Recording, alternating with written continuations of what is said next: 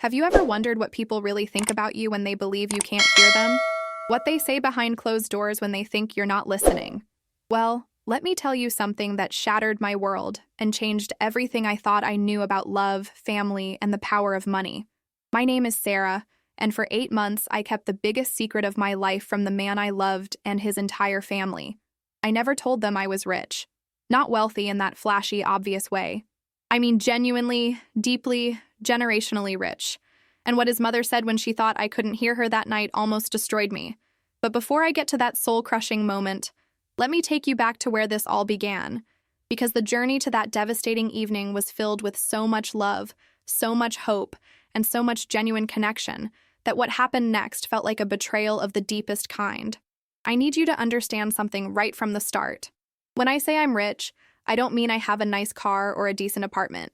I mean my family owns multiple businesses, properties across 3 countries, and investments that generate more money in a month than most people see in years. My trust fund alone could sustain several families for generations. But here's the thing, nobody talks about when they fantasize about wealth. It's incredibly isolating. It's a barrier between you and genuine human connection. It's a filter that colors every relationship, every friendship, every romantic possibility. People treat you differently when they know. They either want something from you, or they resent you for having what they don't. Or they make assumptions about who you are based solely on your bank account. And I was so tired of it. So exhausted by the fake smiles, the calculated friendships, the romantic interests who were more interested in my portfolio than my personality. I had watched my older sister go through 3 marriages, each one ending when she finally realized her husband loved her money more than they loved her.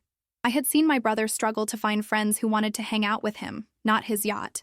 And I had made a decision years ago that if I ever fell in love, really truly fell in love, it would be with someone who knew me for me, not for what I could buy or provide or offer financially. So when I moved to Boston for my master's degree in art history, I saw it as an opportunity for a fresh start. Nobody at the university knew my family name. Nobody knew about the wealth. I rented a modest apartment in a nice but not extravagant neighborhood, drove a reliable but unremarkable Honda, and worked part-time at a local coffee shop because I wanted to experience what normal life felt like. I wanted to know what it was like to worry about making rent, to budget for groceries, to save up for something special. And honestly, those months were some of the happiest of my life. The freedom of anonymity, the joy of being treated like everyone else, the satisfaction of earning my own money, however small, it was intoxicating. I felt like I was finally living authentically, finally discovering who I was, without the weight of expectation and privilege crushing down on me. And then I met Daniel, and everything changed in the most beautiful and terrifying way imaginable. It was a Tuesday afternoon in late September, and I remember it so clearly because the weather was that perfect autumn temperature where you don't need a jacket, but you can feel the crispness in the air. I was working my shift at the coffee shop, and he walked in looking completely frazzled, his tie loosened, his hair slightly messy, carrying what looked like 1,000 files under his arm. He was a lawyer, I would learn later, working impossible hours at a mid-sized firm downtown, and he had just come from a particularly brutal deposition.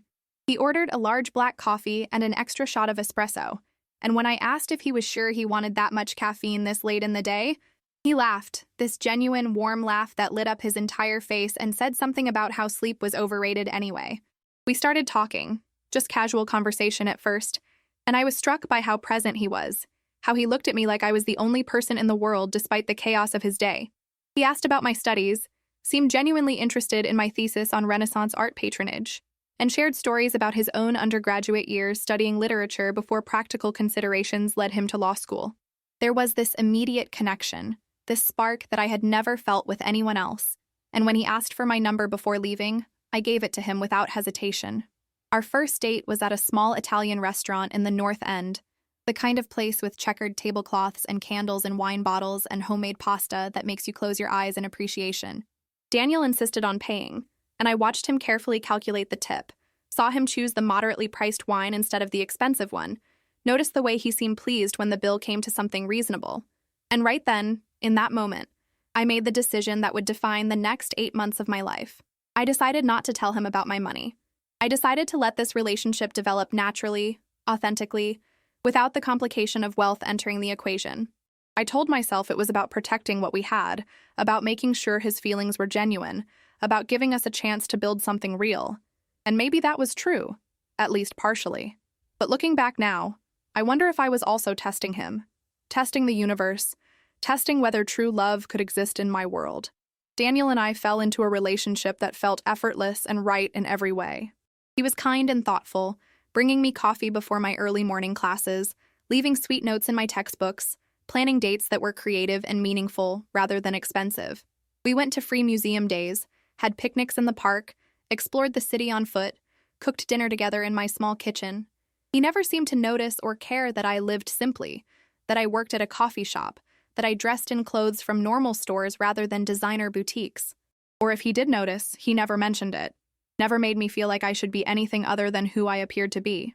He talked about his own background openly and without shame.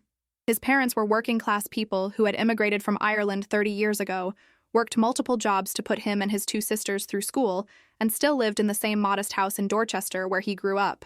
His father was the electrician, his mother worked part-time at a school cafeteria, and family dinners happened every Sunday without exception. He spoke about them with such love and respect, such genuine appreciation for the sacrifices they had made, and I found myself falling more deeply in love with him every day. But with that love came guilt, this gnawing, constant guilt about the deception I was maintaining. Because it was a deception, wasn't it? Every day that passed without me telling him the truth felt like another small betrayal, another brick in a wall that I was building between us. I justified it to myself constantly. I told myself I would tell him eventually, when the time was right, when our relationship was strong enough to withstand it. I told myself it wasn't really lying. It was just omission, just allowing him to make his own assumptions. But late at night, lying awake beside him, I knew the truth. I was scared, terrified, actually, that the moment he found out about my money, everything would change. That he would look at me differently, treat me differently, question every moment we had shared. That he would wonder if I had been slumming it, playing at being normal, conducting some kind of social experiment with his heart as the variable. Or worse, that he would feel inadequate, emasculated, like he could never provide for me the way a man is supposed to provide for his partner. I had seen that dynamic play out before, had watched relationships crumble under the weight of financial disparity, and I couldn't bear the thought of losing what Daniel and I had built together. Around month 4 of our relationship, Daniel started talking more seriously about me meeting his family. He wanted me to come to Sunday dinner, to be introduced properly, to become part of the tradition that meant so much to him. I was nervous in a way I had never been nervous before, and it wasn't just the normal anxiety of meeting a boyfriend's parents. It was the knowledge that I was walking into their home under false pretenses, that they would form opinions about me based on incomplete information, that I was extending my deception to include people who had done nothing to deserve it. But I also wanted so badly to be part of Daniel's world, to understand where he came from, to be welcomed into the family that had shaped him into the man I loved. So I said yes, and spent the entire week before that first dinner, agonizing over what to wear, what to bring, how to act. I settled on a simple dress from Target, brought a moderately priced bottle of wine, and drove my Honda to their house in Dorchester on a Sunday afternoon in January. The neighborhood was working class, the kind of area where people knew their neighbors and looked out for each other, where houses were well-maintained but modest, where kids played in the streets and families sat on porches in the summer. Daniel's childhood home was a narrow 2-story house with vinyl siding and a small front yard, neat and tidy but clearly not expensive.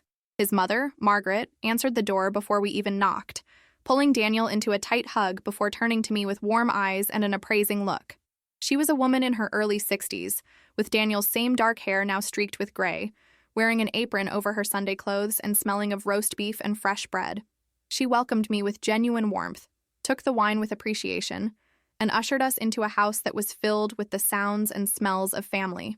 Daniel's father, Patrick, was in the living room watching a football game, and he stood to shake my hand with a firm grip and a kind smile. His sisters, Bridget and Awif, were in the kitchen helping their mother, and they greeted me with friendly curiosity and immediate questions about how I had managed to put up with their brother for 4 months. The house itself was comfortable but clearly lived in, with family photos covering every available surface, furniture that had seen better days but was obviously loved, and a warmth that had nothing to do with the temperature. Dinner was served in a dining room that barely fit the extended family table, with Daniel's grandmother joining us and regaling everyone with stories from the old country. The food was simple but delicious, the kind of home cooking that comes from decades of practice and love. And throughout the meal, I watched this family interact with such genuine affection and easy teasing that I felt both welcomed and achingly aware of how different this was from my own family dinners, which were formal affairs in a dining room designed by an interior decorator, served by staff, conducted with polite conversation about business and obligations. As the weeks went by, I became a regular at Sunday dinners, and I found myself genuinely loving Daniel's family. Margaret would call me during the week to chat, asking about my classes and sharing recipes and offering motherly advice. Patrick taught me how to change the oil in my car and insisted on checking my tires whenever I visited. The sisters included me in their group texts and their girls' nights out.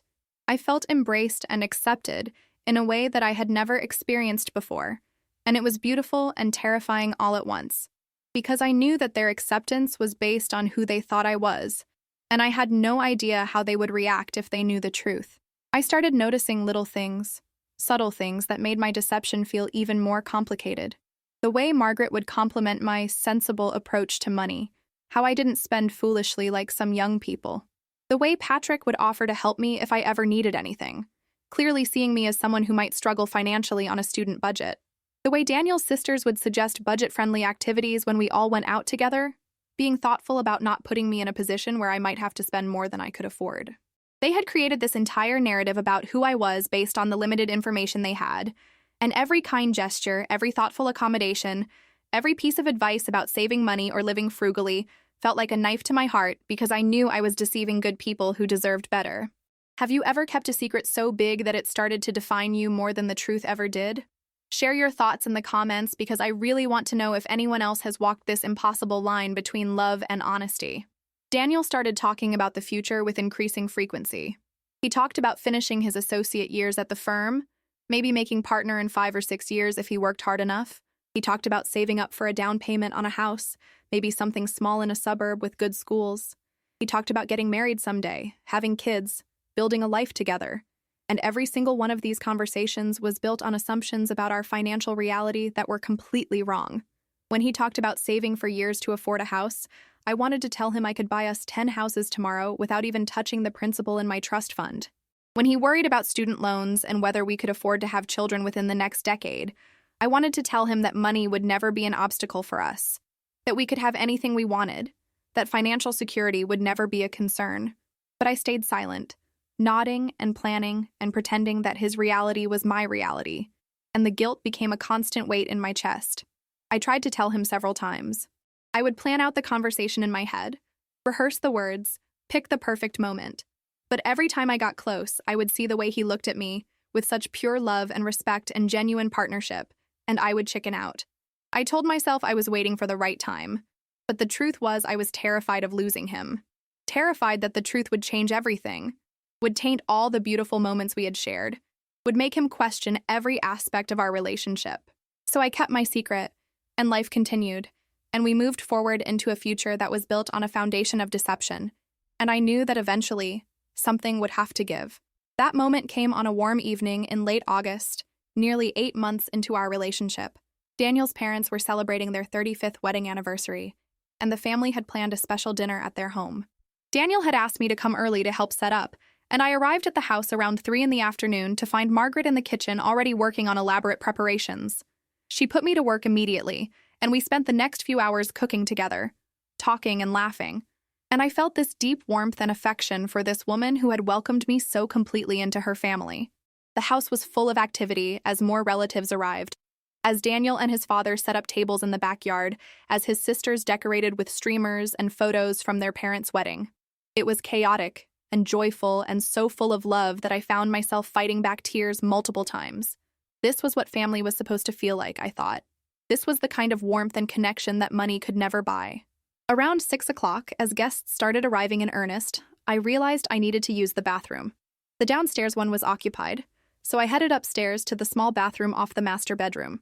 I was washing my hands when I heard voices coming from the bedroom, and I recognized Margaret's voice immediately, along with another woman's voice that I recognized as Daniel's Aunt Catherine. They were in the bedroom, and they clearly didn't know I was in the bathroom because the door was closed and the fan was running. I should have made my presence known immediately. I should have opened the door and let them know I was there. But when I heard my name, I froze, my hand still on the door handle. and I listened to what would become the most painful moment of my entire relationship. "I'm just saying, Margaret, you must be relieved." Catherine's voice came through clearly. "I know you were worried when Daniel started getting serious with her." There was a pause, and then Margaret's voice responded, and I could hear the relief in her tone. "Oh, Catherine, you have no idea. When he first brought her around, I'll admit I was concerned. You know how it is these days. Young women can be so materialistic, so focused on what a man can provide. But Sarah? She's different. She's genuine. She works at a coffee shop, for heaven's sake. She drives an old Honda. She brings wine that costs $12 and thinks it's fancy. She's exactly the kind of girl I always hoped Daniel would find." My heart was pounding so hard I thought it might burst through my chest. I stood there, frozen, barely breathing, as Catherine responded. "Well, you certainly lucked out. She seems sweet, and she's clearly not after his money, since the poor boy doesn't have any to speak of." They both laughed at that. A warm, affectionate laugh that somehow made it worse. "Exactly," Margaret continued, and her voice took on this satisfied, almost smug tone that cut right through me. "That's what I love most about her. She's at his level. She understands struggle. She's not some spoiled rich girl who would expect Daniel to provide a lifestyle he could never afford. She's practical. She's humble. She knows the value of a dollar. When they get married, she'll be a partner, not a burden. She'll work alongside him to build a life, not sit around expecting him to hand her everything on a silver platter." Catherine made a sound of agreement. "And you know those wealthy types, Margaret. They always look down on people like us. They might pretend to be interested, but eventually they get bored and move on to someone in their own tax bracket. Sarah is one of us. She belongs with Daniel in a way some trust fund princess never could." "Exactly right," Margaret said firmly. "Daniel needs someone who understands where he comes from, someone who won't judge him for not being able to afford expensive restaurants or fancy vacations. Sarah is perfect for him because she has realistic expectations. She'll never make him feel inadequate because she's living in the same financial reality he is. That's real compatibility, right there. That's what makes a marriage last." There was more conversation after that, but I couldn't hear it anymore over the roaring in my ears. I stood in that bathroom, staring at my reflection in the mirror, and I didn't recognize the person looking back at me. My face was pale, my eyes were wide with shock and hurt, and I felt like the floor had dropped out from beneath me. This woman who I had come to love, who I had thought of as a second mother, who had welcomed me so warmly into her home and her family, valued me specifically because she thought I was poor. She was relieved that her son was dating someone at his level, someone who wouldn't be a financial burden, someone who was grateful for $12 wine and modest expectations. And the worst part, the absolute worst part, was that I couldn't even be angry about it because her concerns were completely understandable. She was a mother protecting her son, wanting him to find a partner who would build a life with him, rather than expecting him to provide one for her. In a world where social climbing and materialism were real concerns, where women did sometimes pursue men for their money or their potential earning power, her relief at my apparent poverty was actually coming from a place of love and protective instinct. But it still hurt. God, it hurt in ways I couldn't even fully articulate, because what I heard in her words was that I was acceptable specifically because I was perceived as less than. That my value as a partner for her son was directly tied to my lack of wealth. That if she knew the truth about me, everything would change. I would go from being the perfect girl for Daniel to being a threat, a risk, someone who didn't belong in their world and would fundamentally alter the dynamics of their family. I don't know how long I stood in that bathroom, but eventually I pulled myself together enough to splash cold water on my face, to take several deep breaths, to try to compose myself before I had to face everyone downstairs. When I finally emerged, I avoided Margaret's eyes, made excuses about not feeling well, and spent the rest of the evening in a daze. Daniel noticed something was wrong, kept asking if I was okay, but I couldn't tell him. Not there, not then, not surrounded by his family celebrating love and commitment. I made it through the dinner, through the toasts and the cake and the dancing, and when Daniel finally drove me home that night, I told him I had a migraine and needed to sleep. He kissed me goodnight with concern in his eyes, made me promise to call him in the morning, and I closed the door behind him and finally let myself fall apart. I spent the next week in absolute turmoil. I couldn't eat, couldn't sleep, couldn't focus on anything except the conversation I had overheard and the impossible situation I had created. Part of me wanted to immediately tell Daniel everything, to come clean and deal with whatever consequences followed. But another part of me, the hurt and angry part, wanted to prove Margaret wrong, wanted to show up to the next Sunday dinner dripping in diamonds and designer clothes and make her confront her own prejudices. And yet another part of me, the part that was still deeply in love with this family and this man, wanted to just continue the lie, to never tell them the truth, to protect this beautiful thing we had built together even if it meant living a double life forever. I stopped going to the coffee shop, claiming I needed to focus on my thesis. I made excuses to skip Sunday dinners, saying I had too much work or wasn't feeling well.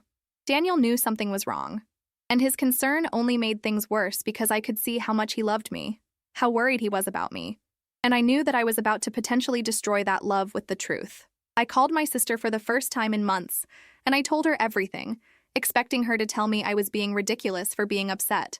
But instead, she was quiet for a long moment, and then said something that shifted my entire perspective. "Sarah," she said gently, "what you're hurt about isn't really what she said. It's that you know she's partially right. You have been hiding who you are. You have been testing them.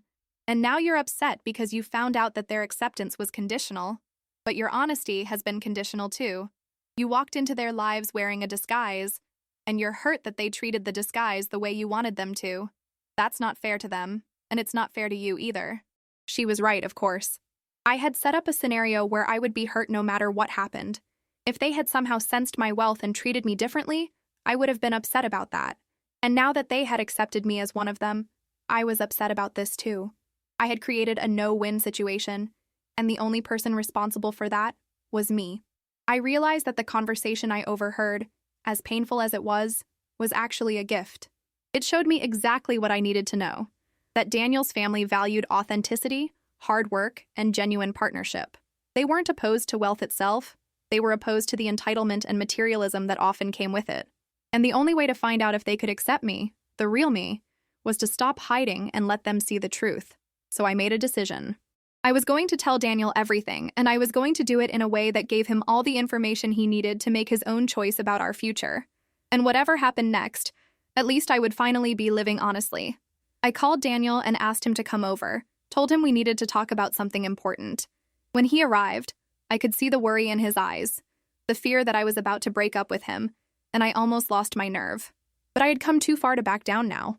We sat on my small couch, and I took his hands in mine, and I started talking. I told him everything from the beginning, about my family's wealth, about the businesses and properties and trust funds, about my decision to hide it when I moved to Boston, about wanting to be seen for who I was rather than what I had, about falling in love with him and making the choice every day to continue the deception because I was terrified of losing him, about how guilty I felt, how the secret had become a burden, how I hated lying to him and his family. And then, with my voice shaking, I told him about the conversation I had overheard at his parents' anniversary dinner, about what his mother had said, about how relieved she was that I was poor.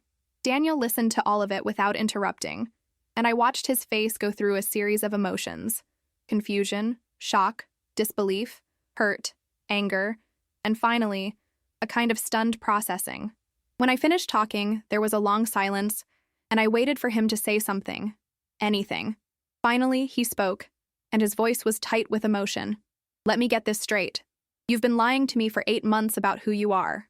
You let me worry about money, plan our future based on false assumptions, introduce you to my family under false pretenses. You let my mother give you advice about budgeting, and my father offer to help you financially. You watched us all accommodate what we thought were your financial limitations, and you never said a word. And you're upset because my mother was happy that I found someone at my level?" I flinched at the accusation in his voice, but I couldn't argue with him because he was absolutely right. "Daniel, But he held up a hand. "I'm not done. You overheard a private conversation where my mother expressed relief that I found a genuine partner, and instead of understanding where that came from, instead of recognizing that she was trying to protect me from the kind of gold diggers and social climbers that wealthy people claim to hate, you're hurt that she liked you for the wrong reasons? Sarah, do you understand how twisted that is?" Tears were streaming down my face now. I know it's twisted. I know I handled this wrong from the beginning. But Daniel, I fell in love with you, and I was terrified that if you knew the truth, everything would change. And I was right to be terrified because look at how you're looking at me right now. Everything has changed. He stood up and started pacing. Of course everything has changed. You're not who I thought you were.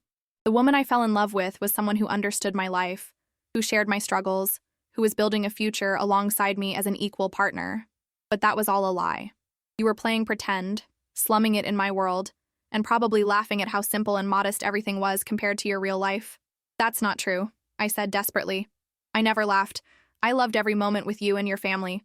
Those Sunday dinners meant more to me than any expensive meal I've ever had. Your mother's advice and your father's help meant more to me than anything money could buy.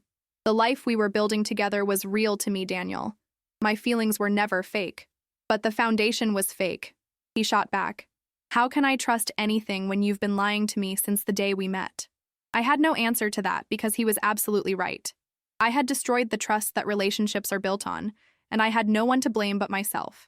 Daniel left that night saying he needed time to think, and I spent the next few days in agony waiting to hear from him. When he finally called, a week later, his voice was calm but distant. He told me that he had thought about everything, had talked to his sisters who were shocked and didn't know what to advise, and had come to some conclusions. "Sarah, I still love you," he said, and my heart leaped with hope. "But I don't know if I can trust you anymore. You made a fundamental decision to deceive me, and that deception colored every aspect of our relationship. Every conversation we had about the future was based on false premises. Every time I worried about money around you, you let me worry instead of being honest. That's not partnership. That's manipulation, even if it came from a place of fear." "I know," I whispered. "I know I was wrong.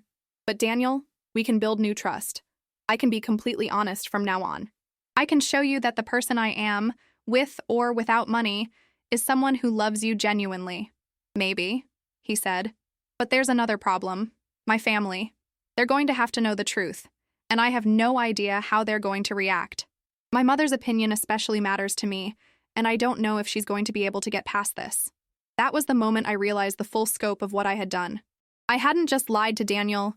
I had lied to people who had welcomed me with open hearts, who had included me in their traditions, who had trusted me with their family.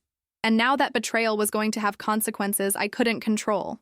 Daniel and I agreed that we needed to tell his family together, and we scheduled a family meeting at his parents' house for the following Sunday. The week leading up to that meeting was one of the longest of my life. I barely slept, played out every possible scenario in my head, and prepared myself for the very real possibility that I would lose not just Daniel, but this entire family that I had come to love.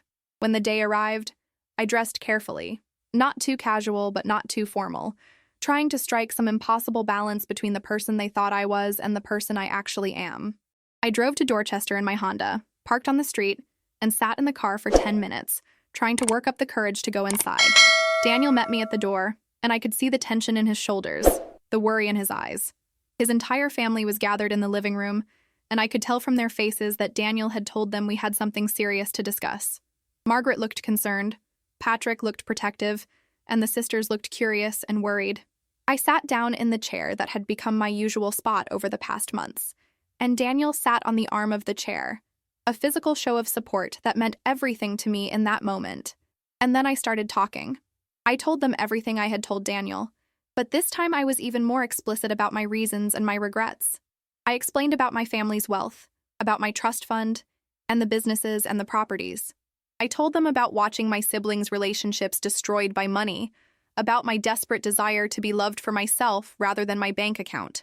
I told them about meeting Daniel and making the split-second decision to keep my wealth a secret, and how that decision had grown into 8 months of deception. I told them about the Sunday dinners that meant the world to me, about how welcomed and loved I had felt, about how much I had come to care for all of them. And then, with my voice breaking, I told them about the conversation I had overheard between Margaret and Catherine at the anniversary dinner. I watched Margaret's face go pale as she realized what I had heard, and I saw the moment she understood the full implications of her words. "I want you to know," I said, looking directly at Margaret, "that I'm not telling you this to make you feel guilty. Your concerns about Daniel finding a genuine partner were completely valid. You were being a good mother, protecting your son from people who might take advantage of him. But I need you to understand that hearing those words, knowing that I was valued specifically because you thought I was poor, it broke something in me. Not because I'm offended by the idea of being working class, but because I realized that I had set up a situation where I would be hurt no matter what. If you had somehow known I was wealthy and treated me differently, I would have been upset. And being accepted because you thought I was poor, that hurt too. I created the situation, and that's on me." There was a long, heavy silence in the room. Patrick was the first to speak, his voice gruff with emotion. Let me make sure I understand this, Sarah. You're telling us that you're a millionaire? That you've been pretending to struggle financially this whole time? That every time we worried about you or tried to help you, it was all based on a lie? I nodded, tears streaming down my face. Yes, and I am so sorry. I never meant to deceive you or take advantage of your kindness. Everything I felt for this family was genuine, even if the circumstances weren't. Bridget, Daniel's older sister, spoke up next, and there was anger in her voice. Do you have any idea how condescending this is? You were playing at being one of us, like we were some kind of social experiment. Let me see how the poor people live. Is that what this was? No, I said firmly, meeting her eyes. It was never like that. I wasn't slumming it or conducting an experiment. I was trying to find out who I was without the burden of wealth defining me. I was trying to experience genuine human connection without money complicating everything. And yes, I understand how that sounds coming from someone who has never truly struggled, who has never worried about making rent or feeding her family. I understand my privilege, and I understand that my problems are luxury problems compared to real financial hardship. But loneliness is still loneliness. Isolation is still isolation. The fear that nobody will ever love you for yourself is still real, even if you have money in the bank. Margaret finally spoke, and her voice was small and shocked. Sarah, I don't even know what to say. All this time, I've been giving you advice about budgeting and saving money, talking to you about the importance of being practical, and you must have thought I was ridiculous. No, I said emphatically. I treasured every conversation. Your advice wasn't ridiculous, it was wise and thoughtful, and it came from a place of genuine caring. The fact that I didn't need it financially doesn't mean I didn't need it in other ways. You taught me things about family and connection, and what truly matters in life that all the money in the world could never teach me. Awaifa, the younger sister, had been quiet up until now, but she suddenly spoke up with a question that cut right to the heart of things. If you're so wealthy, why are you with Daniel? You could have anyone at all. Why choose someone who can never give you the lifestyle you're used to? I looked at Daniel, who was watching me intently, and I answered with complete honesty. Because I fell in love with who he is, not what he has. Because he treats me with respect and kindness and genuine affection. Because he makes me laugh and challenges me intellectually and supports my dreams. Because your family showed me what real love and connection look like, and that's worth more than any amount of money. I didn't choose Daniel despite his financial status, and I didn't choose him because of it either. I chose him because he's the most wonderful man I've ever met, and being with him makes me happier than I've ever been, even now when he has every right to hate me for what I've done. The conversation continued for hours. There were more questions, more expressions of hurt and betrayal and confusion. Margaret cried, apologizing for what she had said about me at the anniversary dinner, even though I kept insisting she had nothing to apologize for. Patrick remained skeptical, clearly struggling to reconcile the person he thought he knew with this new information. The sisters went back and forth between anger and curiosity, asking questions about my real life and whether everything about me had been a lie. Daniel mostly stayed quiet, but I could see him processing everything, watching his family's reactions and trying to figure out what it all meant for our relationship. Finally, Patrick asked the question that was probably on everyone's mind. So what happens now? You've told us the truth, and I suppose that takes courage. But where do we go from here? Is this relationship even going to continue? Or was this just your way of getting closure before you go back to your real life? I looked at Daniel again, and he finally spoke for the first time since I had started talking. Dad, I don't know what happens next. Sarah and I need to figure out if we can rebuild trust after something like this. But I do know that the person I fell in love with, the kindness and intelligence and humor and caring, all of that was real. The circumstances were false, but the person wasn't. And that's what I'm struggling with. How do you separate the deception from the genuine feelings? How do you move forward when the foundation you built your relationship on turns out to be sand instead of stone? I reached for his hand, and after a moment's hesitation, he let me take it. I don't have easy answers, Daniel. I just know that I love you, and I'm willing to do whatever it takes to earn back your trust and your family's trust. I'm willing to be completely transparent from now on to answer any questions, to show you every aspect of my real life if that's what you need. I made a terrible mistake, but I'm hoping that it's not an unforgivable one. Margaret wiped her eyes and spoke with a trembling voice. Sarah, I need to say something, and I need you to really hear me. What I said at the anniversary dinner about being relieved that you were at Daniel's level, that came from a place of wanting to protect my son. But hearing it from your perspective, understanding how those words must have hurt you, I see now that I was wrong. Not wrong to want a genuine partner for Daniel, but wrong to assume that wealth automatically makes someone incompatible or insincere. I judged you based on money, or the lack of it, just as much as you feared being judged for having it. We both made assumptions, and we were both wrong. Patrick nodded slowly. She's right. We liked you, Sarah, because you seemed genuine and kind and good for our son. If those qualities are really part of who you are, then maybe the money doesn't matter. But you've got to understand, this is going to take time. We need time to adjust to this new reality, to get to know the real you, whoever that is. And Daniel needs time to figure out if he can forgive this and move forward. I nodded, accepting that this was the best outcome I could hope for in the moment. I understand, and I'm willing to give you all the time you need. I just hope that eventually you can see that while I lied about my circumstances, I never lied about my feelings for this family. The weeks that followed were incredibly difficult and awkward and painful. Daniel and I were technically still together, but we were essentially starting over, trying to rebuild our relationship on a foundation of complete honesty. I showed him everything about my real life. I took him to my family's estate outside the city, a sprawling property with gardens and a tennis court and rooms that hadn't been used in years. I introduced him to my parents, who were surprisingly understanding about the situation and welcomed Daniel with genuine warmth despite the complicated circumstances.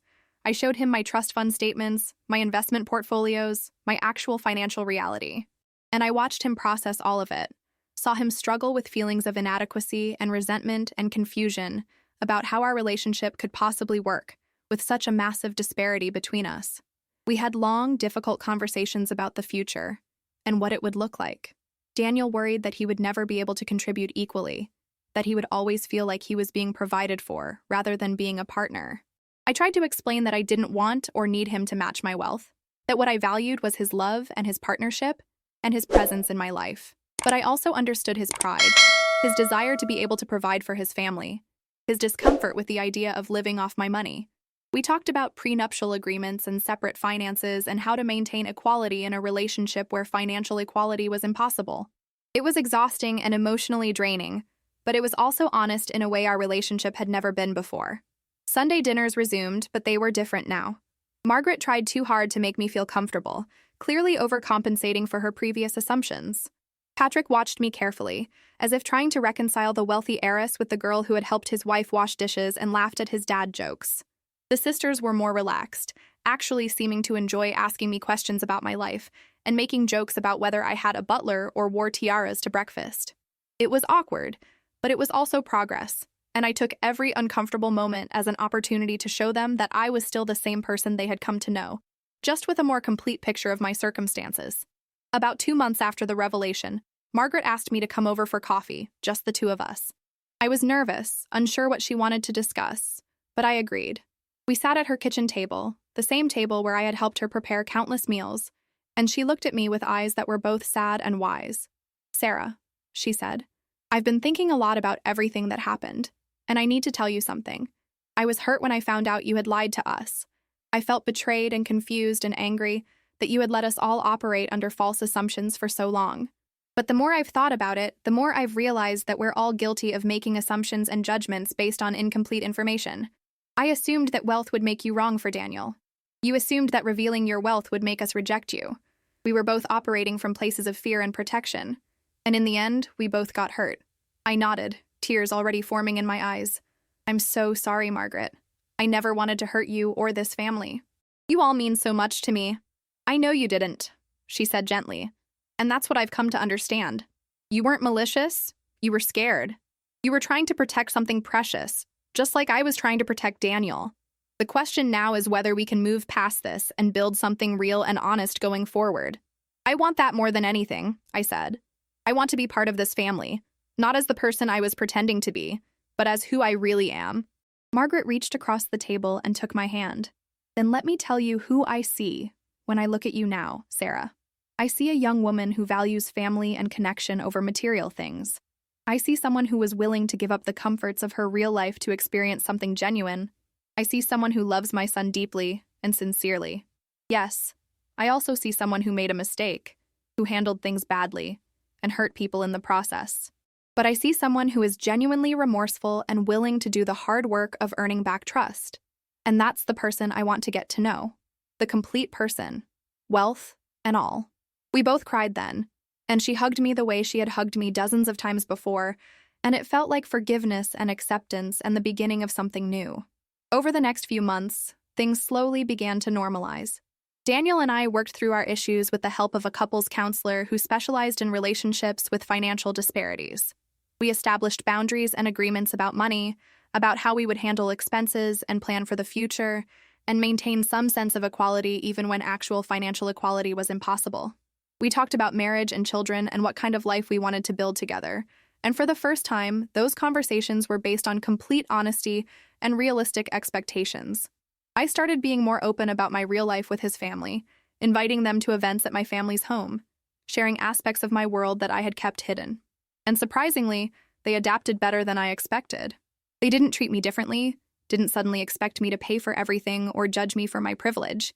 Instead, they incorporated this new information into their understanding of who I was, and the relationships deepened as a result. Patrick and I bonded over a shared love of classic cars, something I had never mentioned before because I didn't want to reveal that I owned several. Bridget and I discovered that we both were passionate about art, and she started coming with me to gallery openings and exhibitions. We've loved hearing about my travels and my experiences with different cultures. Margaret and I grew even closer, having moved past the hurt to a place of genuine mutual respect and affection. She told me once that she was proud of me for having the courage to be vulnerable and honest, even when it was terrifying, and that meant more to me than she would ever know. Have you ever had to rebuild trust after a major betrayal? How did you move forward when everything you thought you knew turned out to be wrong? I'd love to hear your stories in the comments because I've learned that healing happens in community, in sharing our struggles and realizing we're not alone. Daniel proposed to me a year after the revelation, in the same modest Italian restaurant where we had our first date. He had saved up for months to buy me a ring, insisting that he wanted to contribute something that was entirely his, earned through his own work and effort. It was beautiful and meaningful, and so completely him. And when I said yes, I knew that we had finally built something real and lasting on a foundation of truth. We got married 6 months later in a ceremony that blended both of our worlds. The wedding was at my family's estate, but it was decorated with simplicity and warmth, with an emphasis on family and connection rather than opulence and show. Margaret helped me choose my dress. Patrick walked alongside my father to give me away, and the sisters were my bridesmaids alongside my own sister. It was perfect, not because it was expensive or elaborate, but because it was genuine and filled with people we loved. Looking back now, 3 years into our marriage and expecting our first child, I can finally see the whole experience with some perspective. What I did, hiding my wealth from Daniel and his family, was wrong. It was a betrayal of trust, a manipulation of circumstances, and a deception that hurt people who deserved better. I can't change that, and I can't undo the pain I caused. But I also learned something valuable from the whole experience, something that has shaped who I am and how I approach relationships now. I learned that authenticity is scary but necessary. I learned that love built on lies, even well-intentioned lies, is ultimately hollow. I learned that the fear of rejection is powerful, but that living in fear is worse than facing the possibility of loss. And I learned that real family, real love, real connection can survive honesty, even when that honesty is painful and complicated and messy. What Margaret said that night at the anniversary dinner about being relieved that I was at Daniel's level, it still stings sometimes when I think about it. But I understand now that her relief wasn't about money itself. It was about authenticity and genuine partnership, and the fear that her son might be hurt by someone who valued things over people. In a strange way, her words were a compliment, even though they didn't feel like one at the time. She was saying that I seemed like someone with good values, someone who would be a true partner to her son. The irony is that I was that person. I just wasn't honest about my circumstances. So here's what I want you to understand. Here's the lesson that I paid such a high price to learn. Honesty isn't just about telling the truth when it's convenient or when you won't face negative consequences. Honesty is about trusting others with your authentic self, even when you're terrified of how they'll respond. It's about believing that real love can handle reality, that genuine connections are built on truth rather than carefully curated images. My relationship with Daniel almost didn't survive my deception, and it would have been completely fair if it hadn't. But we were lucky. We had enough foundation of genuine feeling, enough commitment to working through hard things, and enough support from family and professionals to rebuild what I had damaged. Not everyone gets that chance, and I know how fortunate I am. If you've been through something similar, If you've kept secrets that changed the fundamental nature of your relationships, if you've struggled with the decision to reveal painful truths or maintain comfortable lies, I want you to know that I understand. It's terrifying to be vulnerable. It's scary to risk losing something precious by being honest. But from someone who lived through the consequences of choosing deception over honesty, let me tell you this. The fear of loss is worse than the reality of it. Living with secrets is its own kind of prison. And real love, the kind worth having, can only exist in the light of truth. I want to hear from you. Have you ever hidden a fundamental part of yourself from someone you loved? Have you ever discovered that someone you trusted had been lying to you about something important? How did you handle it? What did you learn? Share your experiences in the comments because I truly believe that we learn and heal through sharing our stories with each other. And if this story touched your heart, if you felt something while listening to this journey of love and deception and redemption, please leave a like. Your engagement helps this story reach others who might need to hear it, who might be struggling with similar issues of authenticity and trust, and the courage it takes to be truly known. Subscribe to my Truth Revealed Tales.